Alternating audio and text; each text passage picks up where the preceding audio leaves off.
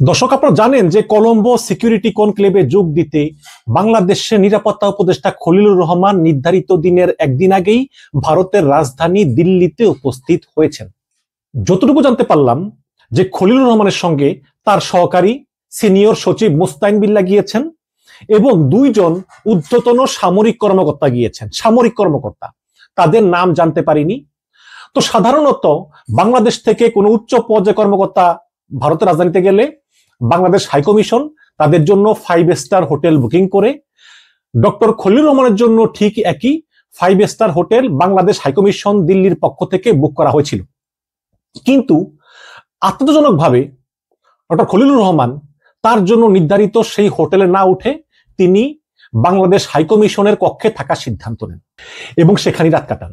এই বিষয়টা আমাকে ভাবায়, মানে আমি মনে করি যে হয়তোবা ডক্টর খলিলুর রহমান জানেন যে ভারত তাকে পছন্দ করে না, একেবারেই পছন্দ করে না।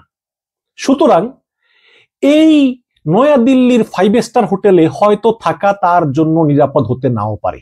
এইসব চিন্তা করেই হয়তো তিনি এই হোটেলের বদলে বাংলাদেশ হাইকমিশনের একটি কক্ষে রাত কাটানোর সিদ্ধান্ত নেন। এটা আমার যুক্তি।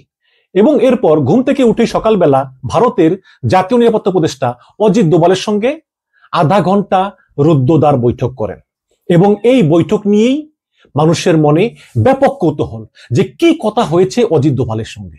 এরপর কলম্বো সিকিউরিটি কনক্লেভের মূল অনুষ্ঠান শুরু হয় এবং সেই অনুষ্ঠানে বাংলাদেশের জাতীয় নিরাপত্তা উপদেষ্টা খলিলুর রহমান তিনি ভাষণ প্রদান করেন এবং সেখানে তিনি বলেন যে আমি কলম্বো সিকিউরিটি কনক্লেভকে একটি উন্মুক্ত আঞ্চলিকতাবাদের ভিত্তিতে একটি উন্মুক্ত এবং অন্তর্ভুক্তিমূলক আঞ্চলিক বহুপক্ষীয় সংস্থা হিসাবে বিকশিত দেখতে চাই।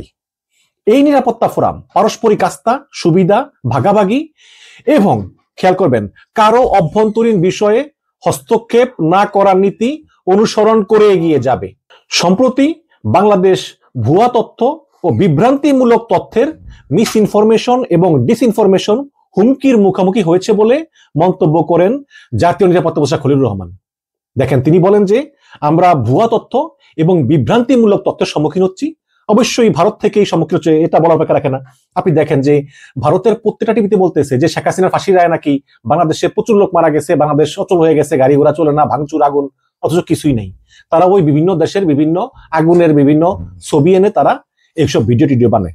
এবং আপনারা সবাই জানেন যে বাংলাদেশের বিরুদ্ধে সবচেয়ে বড় মিস ইনফরমেশন এবং ডিসইনফরমেশন উৎস হচ্ছে ভারত। তাহলে খলিলুর রহমানের বক্তব্যে আমরা দুটো জিনিস পেলাম। একটা হচ্ছে যে ভারত বাংলাদেশের ব্যাপারে কোনো নাক গলাতে পারবে না, স্পষ্ট তিনি মুখের উপর বলেছেন। দ্বিতীয়, এইসব মিস ইনফরমেশন এবং ডিসইনফরমেশন ছড়ানো যাবে না, তিনি এটা স্পষ্ট বলেছেন। এবার আসি যে এই অজিত দোভালের সঙ্গে রুদ্ধদ্বার বৈঠকে আসলে কি কথা হয়েছে। দেখুন, এগুলো জানা খুব টাফ, বাট আমরা যেরকম উড়ে জানি আর কি, যে অবশ্যই খলিলুর রহমান বাংলাদেশে এসেছেন, এসে সেখানে কিছু লোকের সঙ্গে কথা বলেছেন, কি কথাবার্তা হয়েছে, আলাপ আলোচনা হয়েছে, সেখানে সামরিক কর্মকর্তারাও ছিলেন। তো সব মিলিয়ে কিছু কিছু খবর আসলে আমাদের কানে আসে। তো এই নির্ভরযোগ্য সূত্রে যা জানা গিয়েছে সেটা হচ্ছে যে খলিলুর রহমান অজিত দোভালের সামনে খুবই স্ট্রং পজিশন নিয়েছেন, খুবই স্ট্রং পজিশন। এবং খলিলুর রহমানের মনে হয়েছে যে ভারত আসলে আগের চেয়ে সুর একটু নরম করেছে। কারণ আপনারা দেখেছেন যে শেখ হাসিনার ফাঁসির রায়ের পর ভারত কি বলেছে? ভারত বলেছে যে আমরা এই শেখ হাসিনার রায়ের ব্যাপারে অবগত আছি এবং আমরা বাংলাদেশের জনগণের সঙ্গে কাজ করতে চাই, আমরা অংশীদারিত্বমূলক সম্পর্ক চাই এবং স্বচ্ছতা, জবাবদিহিতা এবং অংশগ্রহণমূলক সম্পর্ক সকল পক্ষের সঙ্গে নিশ্চিত করতে চাই, এরকম একটা কথা বলেছে তো, তাই না? তো এই স্টেটমেন্টটা কিন্তু আওয়ামী লীগের পছন্দ হয়নি। আওয়ামী লীগ মনে করেছিল যে ভারত সরকার বলবে যে না, এই বিচার ভুয়া, এই বিচার মানি না ইত্যাদি, কিন্তু ভারত সরকার কিছুই বলে নাই। ভারত সরকার পরোক্ষভাবে এই বিচারটাকে অ্যাকসেপ্ট করে নিয়েছে এবং ভারত সরকারের এই বিবৃতি শুনে কলকাতায় পলাতক আওয়ামী নেতাদের মধ্যে কান্নার রোল পড়ে গিয়েছে। তো ভারত আগের চেয়ে নরম হয়েছে, কোনো সন্দেহ নাই। এটাই খলিলুর রহমানের সঙ্গে রুদ্ধদ্বার বৈঠকে খলিলুর রহমান বুঝতে পেরেছেন। বাট খলিলুর রহমান অত্যন্ত স্ট্রং পজিশন নিয়েছেন।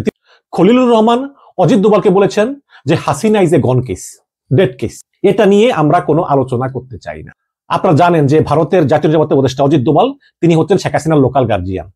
শেখ হাসিনা পালিয়ে যাওয়ার সময় কিন্তু এই অজিত দোভালই শেখ হাসিনাকে হিন্ডন বিমানবন্দরে রিসিভ করেছেন এবং শেখ হাসিনা নাকি অজিত দোভালের হাত ধরে অনেক কান্নাকাটি করেছেন সেই সময়। যাই হোক, তো খলিলুর রহমান বলেছেন অজিত দোভালকে যে হাসিনার ব্যাপারে কোনো কথা শুনতে চাই না, হাসিনা হচ্ছে ডেড কেস, বাংলাদেশে হাসিনা আর কখনোই ফিরবে না এবং তাকে পুনর্বাসনের কোনো প্রশ্নই আসে না। এখন অজিত দোভাল এটা খলিলুর রহমানকে জিজ্ঞেস করেছেন নাকি অজিত দোভাল নিজ থেকেই বলেছেন এটা আসলে জানা যায়নি। এবং আমি শুনেছি যে অজিত দোভালের সঙ্গে খলিলুর রহমানের অত্যন্ত সৌহার্দ্যপূর্ণ পরিবেশে খোলামেলা কথা হয়েছে এবং খলিলুর রহমান অজিত দোভালকে বাংলাদেশ সফরের আমন্ত্রণ জানিয়েছেন। সুতরাং বোঝাই যায় যে এটা আলোচনাটা খুবই ভালোভাবে হয়েছে। এবং সেখানে আরো শোনা যায় যে ভারতের পক্ষ থেকে আলোচনার প্রস্তাব দেওয়া হয়েছে। কি আলোচনার প্রস্তাব দেওয়া হয়েছে আসুন সে ব্যাপারে একটু আলোকপাত করি। আলোচনা হচ্ছে যে ভারত চায় বাংলাদেশের ভিতর দিয়ে একটা ট্রানজিট, কলকাতা থেকে আসামের দিক দিয়ে বাংলাদেশের উপর দিয়ে যে একটা রেল লাইন বা সড়ক পথ পদ্মা সেতু হয়ে, এটা ভারত চায়। ভারত ট্রানজিট চায়, ভারত চট্টগ্রাম বন্দর ব্যবহার করতে চায়, তারপরে বাংলাদেশের ভিতরে কয়েকটা ইকোনমিক জোন চায়, যেমন ওই যে রপ্তানি উন্নয়ন ব্যুরো ইপিজেড এর মতো এরকম জোন চায়, ডিপ্লোমেসি উন্নয়ন করতে চায় এবং নিরাপত্তা বিষয়ক তথ্য আদান প্রদানের সহযোগিতা চায়। প্লাস একই সঙ্গে আরো বিভিন্ন কথাবার্তা আছে, যেমন ভারতের দাবি যে বাংলাদেশ নাকি প্রচুর জঙ্গিদেরকে জেলখানা থেকে ছেড়ে দিয়েছে, এটা নিয়ে একটা কনসার্ন আছে, সিকিউরিটি কনসার্ন এগুলো আছে। এই যে ভারত এই জিনিসগুলো চায় এটা কিন্তু গোপন বিষয় না, এটা ভারত এর আগেও বিএনপি এবং জামাতকে প্রস্তাব দিয়েছিল যে যেই ক্ষমতায় আসো আমাদেরকে এই transit, corridor, economic zone, security, তথ্য আদান প্রদান এগুলো আমাদেরকে দিতে হবে। কিন্তু এই প্রথম অজিত দোভাল সরাসরি খলিলুর রহমানকে অ্যাপ্রোচ করলো যে আমরা এগুলো চাই এবং এতে আমরাও সহযোগিতা করব, তোমরাও সহযোগিতা পাবে।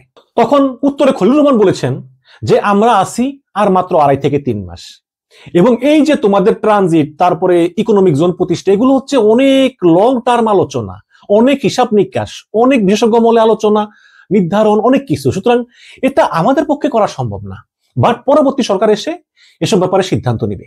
এবং খলিলুর রহমান বলেছেন যে যেহেতু বাংলাদেশের আদালতের একটা রায় হয়েছে এবং সেখানে শেখ হাসিনা এবং আসাদুজ্জামান খান কামালকে দণ্ড দেওয়া হয়েছে, সুতরাং আমরা তাদেরকে ফেরত চাই। তো অজিত দোভালের কথা হচ্ছে যে আসলে বাংলাদেশ ভারত সম্পর্ক এত বিশাল যে মৃত্যুদণ্ডপ্রাপ্ত আসামিকে রেখে আসলে আমরা সম্পর্ক নষ্ট করতে চাই না। কিন্তু যেহেতু শেখ হাসিনার সঙ্গে ভারতের একটা ঐতিহাসিক সম্পর্ক আছে এবং শেখ হাসিনাকে ভারতে রাখার ব্যাপারে ভারতের সর্বদলীয় একটা ঐক্যমত্য হয়েছে, সুতরাং শেখ হাসিনাকে ফেরত দেওয়ার ক্ষেত্রে আমাদের অনেক আলোচনা এবং সময় প্রয়োজন। তখন খলিলুর রহমান বলেছেন শেখ হাসিনার ব্যাপারে সময় প্রয়োজন ঠিক আছে, বাট এই যে আরো পলাতক নেতা যেমন আসাদুজ্জামান খান কামাল, ওবায়দুল কাদের, জেনারেল মুজিব, নওফেল, আরাফাত, এদেরকে পাঠিয়ে দাও, তাই না? আস্তে আস্তে এরা আসুক। তখন ভারতের জাতীয় নিরাপত্তা উপদেষ্টা অজিত দোভাল বলেছেন যে এগুলোর জন্য বাংলাদেশ সরকারের সঙ্গে আমাদের আলোচনার টেবিলে বসা প্রয়োজন। এবং কি আলোচনা? আলোচনা হচ্ছে যে আমাদেরকে সুযোগ দিতে হবে, আমাদেরকে ট্রানজিট, করিডোর, ইকোনমিক জোন, তারপরে ডিপ্লোমেসি উন্নয়ন, তথ্য আদান প্রদান, এরকম বিভিন্ন দিতে হবে, তাহলেই আমরা এগুলোর ব্যাপারে ভেবে দেখব। প্লাস অজিত দোভাল বলেছেন যে পাকিস্তানের সঙ্গে সম্পর্ক, চায়নার সঙ্গে সম্পর্ক, সামরিক সহযোগিতা, এগুলোতে আমরা সন্তুষ্ট নই। তখন খলিলুর রহমান বলেছেন যে এগুলো সবই হচ্ছে আত্মরক্ষার জন্য, ভারতের বিরুদ্ধে ব্যবহার করার জন্য নয়। এবং পাকিস্তান এবং চীনের সঙ্গে আমরা ততটুকু সম্পর্কই রাখি যতটুকু সম্পর্ক আমাদের শুধু আত্মরক্ষার জন্য, ভারতের কোনো ক্ষতি করার জন্য নয়। সুতরাং এ ব্যাপারে তুমি 100% নিশ্চিত থাকো যে বাংলাদেশ থেকে কখনোই ভারতের বিরুদ্ধে কখনো কোনো কিছুই করা হবে না এবং আমাদের সেই ইচ্ছাও নেই। হাসিনাকে বা কামালকে বা কাদেরকে বা অন্যান্যদেরকে বাংলাদেশে ফিরানোর জন্য বাংলাদেশ সরকার ভারতের সঙ্গে আলোচনার টেবিলে বসবে কিনা বা ভারতের সঙ্গে নিগোসিয়েশন করবে কিনা, এই ব্যাপারে আসলে খলিলুর রহমান নিজেরা তেমন কোনো মন্তব্য করেননি, বাট বলেছেন যে এগুলো একটা দীর্ঘ ব্যাপার, সুতরাং এগুলো পরবর্তী সরকারের জন্য আমরা রেখে দেব। তবে হ্যাঁ, আলোচনাটা এখন শুরু করা যায়, কিন্তু এটা যে শেষ হবে তত বলাই বাহুল্য, তাই না? মাত্র অল্প কয় মাস আছে। সুতরাং এই সামগ্রিক আলোচনা থেকে একটা বিষয় বোঝা যায় যে ভারতের টোন আগের চেয়ে অনেক নরম, তারা বাংলাদেশের সঙ্গে সহযোগিতামূলক সম্পর্ক চায় এবং তারা আসলে নতুন করে কোনো বিবাদে জড়াতে চায় না। এবং অজিত দোভাল খলিলুর রহমানকে বলেছে যে বাংলাদেশের জন্য অলরেডি আমরা ভারতের বিজনেস ভিসা গ্রান্ট করা শুরু করেছি, আমরা তোমাদের সঙ্গে সহযোগিতামূলক সম্পর্ক চাই। কারণ ভারতও বুঝে গিয়েছে যে হাসিনার ফাঁসির রায়ের পর বাংলাদেশে কোথাও কোনো শব্দ হলো না, গন্ডগোল হলো না, তার মানে হাসিনার কোনো সমর্থন নাই, সে গন কেস। তো এখন তারা আমাদের সঙ্গে সুসম্পর্ক চায়।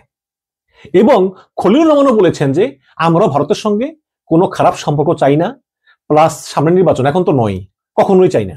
তোমরা যদি বন্ধুত্বপূর্ণ সম্পর্ক বজায় রাখো তাহলে আমরাও রাখবো, কিন্তু আমাদেরকে এই যে অপরাধী যারা আছে দণ্ডপ্রাপ্ত তাদেরকে ফেরত দিতে হবে। এবং দর্শক, সবচেয়ে গুরুত্বপূর্ণ তথ্য হচ্ছে অজিত দোভাল খলিলুর রহমানকে বলেছেন যে শেখ হাসিনা না হোক, অন্তত আওয়ামী লীগের কিছু হেভি ওয়েট পলাতক নেতা যারা কলকাতায় লুকিয়ে আছেন তাদেরকে বাংলাদেশ সরকারের কাছে এই সরকারের আমলেই, এই আগামী 2-3 মাসের ভিতরেই এই সরকারের আমলেই ভারত হ্যান্ড ওভার করতে পারে। শেখ হাসিনা না, কিন্তু যারা আছে যেমন কামাল, কাদের, জেনারেল মুজিব, অন্যান্য যারা আছে, অনেকে আছে না, এদের কয়েকজন হেভি ওয়েট আওয়ামী লীগ নেতাকে এই সরকারের আমলেই ভারত হস্তান্তর করবে বাংলাদেশের কাছে, যদি বাংলাদেশের কাছ থেকে তারা কিছু নিশ্চয়তা পায়। এর জন্য তারা চায় বাংলাদেশ সরকার আলোচনার টেবিলে বসুক। আর বাকি থাকে শেখ হাসিনা। শেখ হাসিনার বিষয়ে তারা এখনো কোনো কথা বলেনি, বাট আমি তথ্য শুনেছি, সেটা হচ্ছে যে শেখ হাসিনাকে তারা তৃতীয় কোনো দেশে পাঠানোর পরিকল্পনা করতেছে। ভারত চায় যে শেখ হাসিনাকে যতই তারা রাখবে ততই বাংলাদেশের সঙ্গে সম্পর্ক নষ্ট হবে, কারণ শেখ হাসিনার মুখও বন্ধ হবে না, বাংলাদেশের সঙ্গে সম্পর্ক ভালো হবে না। সুতরাং যদি শেখ হাসিনাকে তৃতীয় কোনো দেশে পাঠিয়ে দেওয়া যায় তাহলে ভারতের এই সমস্যা নাই।